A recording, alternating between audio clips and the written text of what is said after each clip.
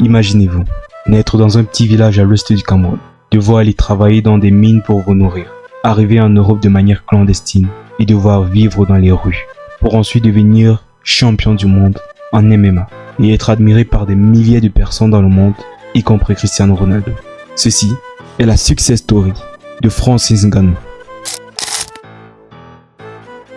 C'est le 5 décembre 1986 que voit le jour Francis Xavier Ngannou, à Batié, un petit village à l'ouest du Cameroun. Francis grandit dans une atmosphère peu recommandable. Ses parents ne s'entendent pas très bien et Francis est souvent appelé à assister à des scènes violentes. Alors qu'il est encore très jeune, ses parents se séparent et Francis est obligé d'aller vivre chez une de ses tantes. Leur situation économique est compliquée, très compliquée. Ils arrivent à peine à se nourrir, encore moins à payer la scolarité. Francis doit donc faire quelque chose. Et l'année prochaine, je devais le passer dans un autre. Alors qu'il est encore qu'un jeune garçon, il commence à travailler dans des mines afin de soutenir sa famille financièrement. Quand Francis était à la carrière, c'est quand il revenait qu'on pouvait même payer quelque chose ici à la maison. Et il n'est pas le seul enfant à faire cette activité. Dites-vous bien que jusqu'aujourd'hui, des milliers d'enfants continuent de risquer leur vie chaque jour pour juste avoir de quoi manger. Francis travaille dans ces mines pendant des années et la seule chose qui réussit à lui redonner le sourire tout au long de cette période sont les films de combat et de boxe qu'il regarde chaque soir lorsqu'il rentre du travail. Et au fur et à mesure que le temps passe, cela sème en lui une graine. Francis Ngannou développe une véritable passion pour la boxe. Sans le savoir, il s'apprête à écrire une histoire. L'histoire du futur champion du monde. Alors que Francis décide de quitter son travail à la mine pour se rendre dans un lieu où il aura l'opportunité de faire de la boxe, il songe à aller à Yaoundé, capitale politique du Cameroun. Il rassemble alors toutes ses économies et se met en route. Arrivé à Yaoundé, les choses ont l'air d'aller bien pour Francis. Il a trouvé une salle de boxe où s'entraîner, un petit boulot pour se payer de quoi manger. Mais quelque chose vient tout gâcher. Francis tombe gravement malade. Il dépense tout son argent pour se soigner et une fois sorti de l'hôpital, il n'a plus rien. Ce qui le pousse à retourner au village, bredouille et plus désespéré que jamais. Quelques mois passent et Francis n'en peut plus de sa situation, des malheurs et de la misère. Il prend alors la décision de se rendre en Europe. Mais comment faire vu qu'il n'a pas d'argent, ou du moins pas assez? Certaines personnes lui parlent d'un autre moyen de s'y rendre. Un autre moyen qui nécessite peu d'argent. Mais cette solution est risquée, très risquée et pas sûre qui plus est. Mais au point où il en est, Francis n'a pas trop le choix.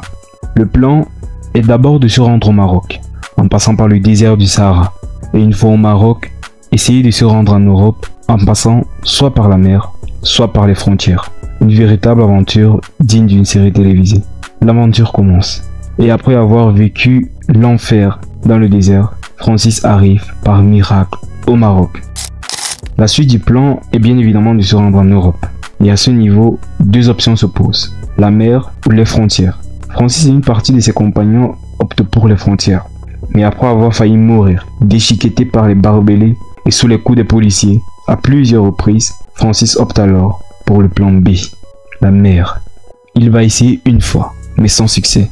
Deux fois, mais sans succès. Trois fois, mais sans succès. Jusqu'à 6 fois, toujours sans succès. C'est loin d'être facile. Et entre-temps, les jours s'écoulent. Parce que ça fait déjà 1 an que Francis est arrivé au Maroc et n'a toujours pas pu se rendre en Europe. Il va alors y retourner pour la 7e fois. Cette fois qui fut la dernière. Car Francis est enfin arrivé en Europe. Yes, it was clear that was a Red Cross. En France, plus précisément. Bien qu'il soit arrivé en France, la vie de Francis ne sent pas la rose pour autant.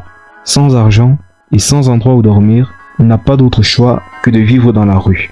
Il essaie alors de plaider auprès de quelques salles de boxe pour pouvoir s'entraîner. Heureusement, il est reçu par Didier Carmon, propriétaire de la salle de boxe, le Cagin. Didier conseillera à Francis de se tourner vers le MMA plutôt que la boxe. Mais Francis n'est certainement pas d'avis avec lui, car son rêve est de faire de la boxe et de suivre les pas de son idole, Mike Tyson.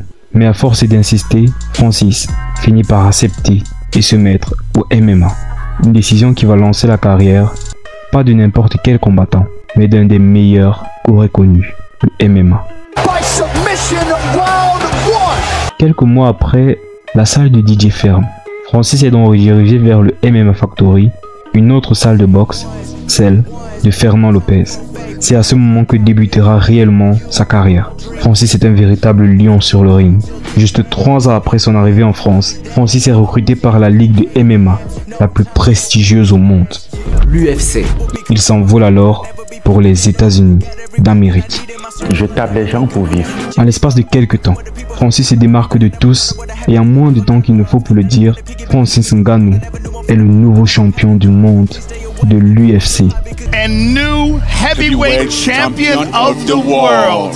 Francis a continué à se battre, continué à enchaîner les victoires et s'est bâti une véritable réputation dans ce milieu. Il y a quelques mois encore, il a affronté celui qui est considéré comme le roi de la boxe anglaise, Tyson Fury. Et bien que l'issue n'a pas été en sa faveur, ce combat n'a fait que redonner plus de notoriété à Francis. Son parcours, ses combats, les difficultés qu'il a dû surmonter sont une véritable source de motivation et d'inspiration pour tous ceux qui ont des rêves. Je vous remercie d'avoir regardé jusqu'à la fin. C'était la success story de Francis Ngannou.